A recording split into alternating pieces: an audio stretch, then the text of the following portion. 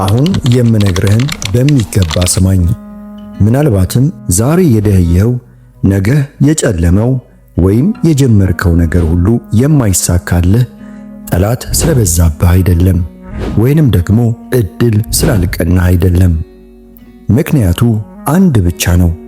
እሱም የገዛ አንደበትህ የህይወትህ ጠላት ሆኖብሃል።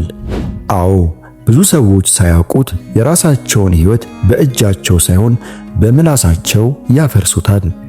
አሁን የምነግርህ ሚስጥር ካልገባ የፈለከውን ያክል ብትለፋ ስኬትህ ከደጃፍ አያልፍም። በዚህ ቪዲዮ መጨረሻ ላይ ለዓመታት ለምን እንደቆምክ ትረዳለህ።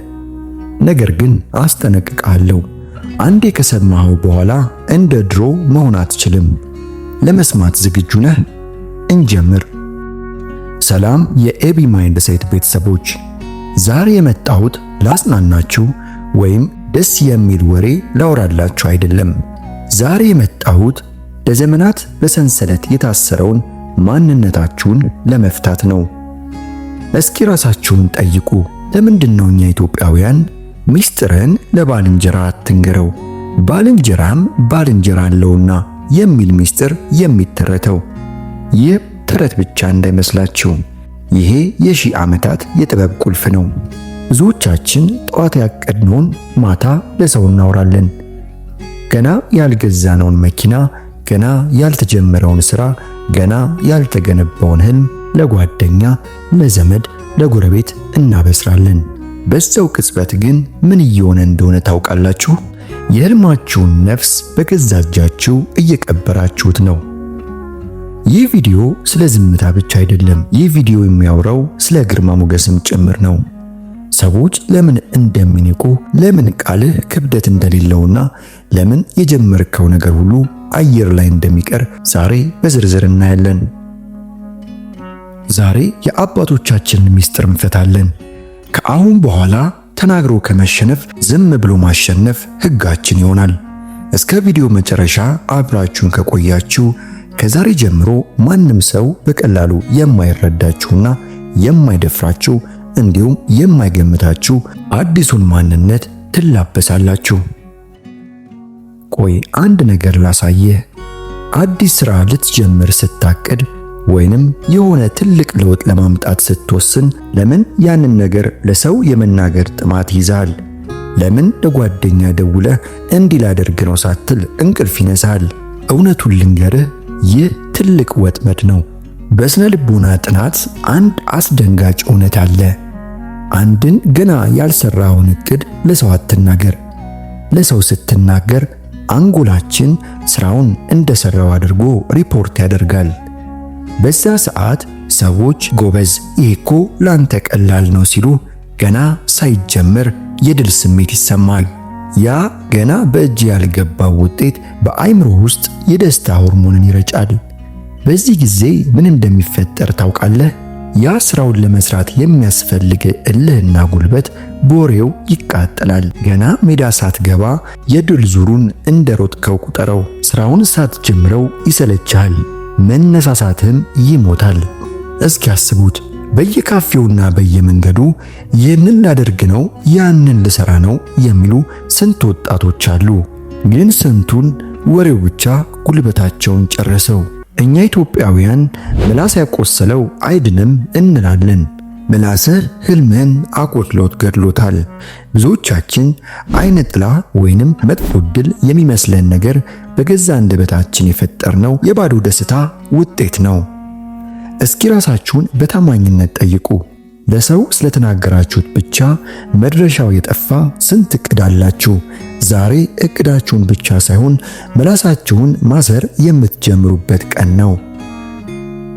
እኛ በምንኖርበት ማህበረሰብ ውስጥ ሁሉም ሰው አንተን ለመረዳት ዝግጁ አይደለም። ይህ ትክክለኛ እውነት ነው። አንዳንዶች አይሆንም፣ አይሳካም ብለው ተስፋህን ይሰርቁሃል።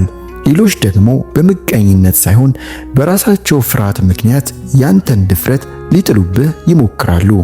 ለምሳሌ ትንሽ ካፒታል አጠራቅመህ አነስተኛ ንግድ ልትጀምር እንደሆነ ለዘመድ ወይም ለጓደኛ ትናገራለህ። እነሱ ግን ገበያው ተበላሽቷል፣ እከሌኮ ከስሮ ቀረ ይለዋል። በዚህ ጊዜ በአንተና በሕልም መሃል ጥርጣሬ ይዘራል። ሕልምህን እንደ ጽንስ እየው። ጽንስ ገና ሳይጠነክር ከማህፀን ከወጣ ይሞታል። ሕልምህም ውጤት እስኪያይ ድረስ በዝምታ ማህፀን ውስጥ መቆየት አለበት። ዝም የሚል ሰው አይናቅም። ዝምታ ሰዎች አንተን እንዲያከብሩና እንዲፈሩ ያደርጋል። በንግግርህ የምትሰጠው መረጃ በበዛ ቁጥር ሰዎች አንተን የሚመዝኑበት ሚዛን ያገኛሉ። ነገር ግን ዝም ስትል አንተ ምን እያሰብክ እንደሆነ ስለማያውቁ ጥንቃቄ ያደርጋሉ። በሥራ ቦታ፣ በትምህርት ወይንም በግል ሕይወት ስኬታማ ለመሆን ዝምታን እንደ ጋሻ ተጠቀም። ሥራ ለራሱ ይናገር። አዲስ ቤት ገዝተህ ከሆነ ሰዎች ምርቃቱ ላይ ይጠሩ እንጂ ልገዛ ነው ብለህ አታውራ።